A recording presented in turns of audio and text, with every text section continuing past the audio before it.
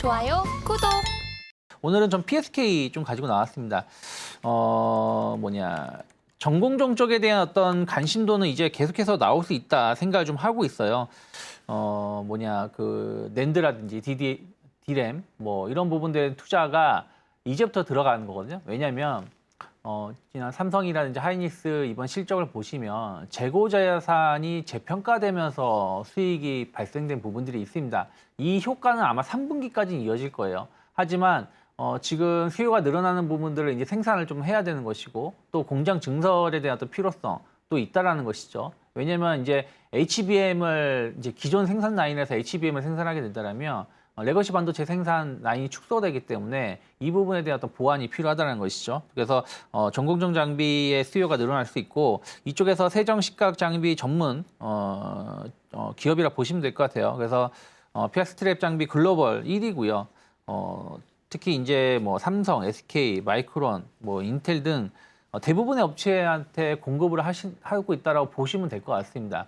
이게 우리가 이제 반도체 기업을 보실 때 삼성 향이다, 하이닉스 향이다, TSMC 향이다 라는 기업은 그 회사가 잘 가면은 주가도 같이 움직이지만 좀 못 가게 되면 주가 같이 부진하는 모습을 보이거든요. 근데 PSK는 그런 게 아니다라고 보시면 될 것 같습니다. 그래서 메탈 에처 시장에 대한 진입 기대감도 좀 있고요. 이 시장이 우리나라에 4천억 정도 현재 시장을 형성하고 있기 때문에 이 시장에 진출한다는 것은 새로운 매출을 좀 보여줄 수 있고요. 또 램 리서치와 소송전에서 좀 유리한 그 위치를 선점한 것도 좀 있죠. 그래서 그 베벨 그 에처 시장에도 좀 본격적으로 진출한다라면 PSK 같은 경우는 영업이익률이 상당히 높아요. 사실은 반도체 소부장주들이 영업이익률이 정말 좋은 기업이 있고 안 좋은 기업이 있는데 PSK는 제가 알기로는 거의 30%에 육박합니다. 그래서 한미 반도체보다도 영업이익률이 더 높다라고 보시면 될 것 같아요. 그래서 이번 2분기 실적에 대한 어떤 기대감들, 주가가 최근에 또 조정이 나와서 어저께 의미 있는 반등이 나왔다라면 어제 저점 언저리, 그러니까 29,000원을 크게 이탈하지 않는다라면 일단 기술적으로는 분할 매수해 볼 수 있는 기준이 나왔다. 전 보고 있고 일단 1차 목표가는 4만 원 정도 열어놓고 있습니다. 네. 일단 반도체 쪽 여전히 이제 앞서서 이제 설명을 해드렸다시피 저 역시도 지금은 조정대가 또 매수 기회가 될 수도 있다라는 좀 이야기까지 좀 덧붙여서 좀 말씀을 해드리고요.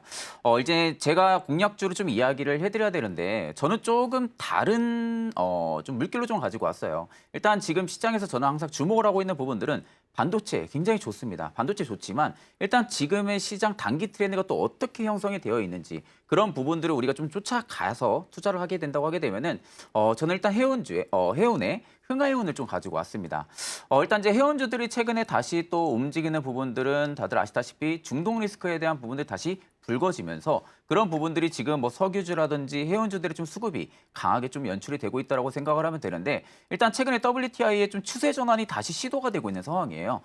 제가 지금 차트를 좀 켜놓은 상태이긴 한데 이 WTI 같은 경우가 최근에 계속해서 가파르게 조정이 나왔다가 어제 장대 양봉을 좀 뽑아준 상황이죠. 일봉상으로. 장대 양봉을 뽑아주고 나서 오늘도 일단은 강세 기조가 계속 좀 유지가 되고 있습니다. 오늘 좀 강보합권에 좀 유지가 되고 있는 상황인데 일단 WTI가 최근에 기간 조정 이후에 좀 V자 반등이 나와주고 있다라는 부분들을 우리가 좀 유심히 봐야 되지 않을까라고 생각을 합니다. 일단 이게 중동 리스크가 그간 나왔던 이슈랑은 조금 색깔이 다르지 않을까라고 생각을 많이 하고 있거든요. 그 전에는 서로 간의 공격에 대한 이슈 부분들 이런 이야기들이 굉장히 좀 많았었다 보니까 시장에서도 어느 정도 단기간에 이런 부분들을 민감하게 받아들이다가 그 이후로는 좀 그렇게 민감하게 받아들이질 않았거든요. 특히 WTI 같은 경우도 최근에 기간 조정이 좀 가파르게 나왔던 상황이고요. 근데 이번에는 하마스 수장이 사망을 했다라는 이런 보도가 나오면서 그로 인한 지금 급등세가 연출이 되고 있다고 보면 됩니다. 근데 이게 이제 결국에는 키워드는 수장이 사망을 했다라는 거예요. 수장이 사망을 했다라는 부분들이 있어서는 결국에 이스라엘과 하마스 간의 휴전이라든지 이런 부분들이 거의 1보, 2보 후퇴까지 될 가능성이 굉장히 높다라는 거죠. 최근에 제가 이란까지도 지금 이스라엘 쪽에 공격을 해야 된다라는 이야기가 또 나온 그 이슈를 좀 보고 온 기억이 있는데 이란까지 일단 여기서 가세를 한다고 하게 되면은 사실 이제 중동 리스크가 더욱더 불거질 가능성이 높겠죠. 그럼 당연히 그런 식으로 형성이 유지가 된다 하게 되면 WTI 역시도 일단 추세도 다시 잡아주는 국면이기 때문에 재차 좀 반등이 나와줄 가능성이 높다고 보고 있는 상황이고요.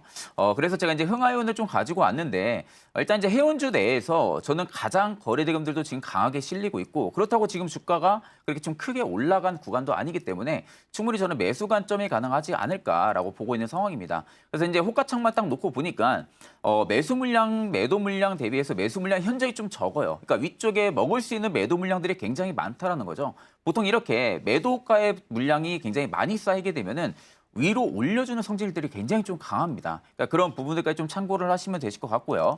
일단 지금 바닥권에서 최근에 좀 기간 조정이 좀 잘 나왔던 상황이고 다 계속해서 지금 추세를 돌려주려 하는데 어제부터 지금 보시면 거래대금들이 굉장히 많이 터지고 있죠. 어제 대비 오늘이 더 많이 터졌습니다. 그러니까 보통 이렇게 주가가 상방으로 위로 올라갈 때 대금들이 계단식 상승이 계속 나타나주게 되면은 추가적인 상방이 더 열려 있다고 보면은 되실 것 같습니다.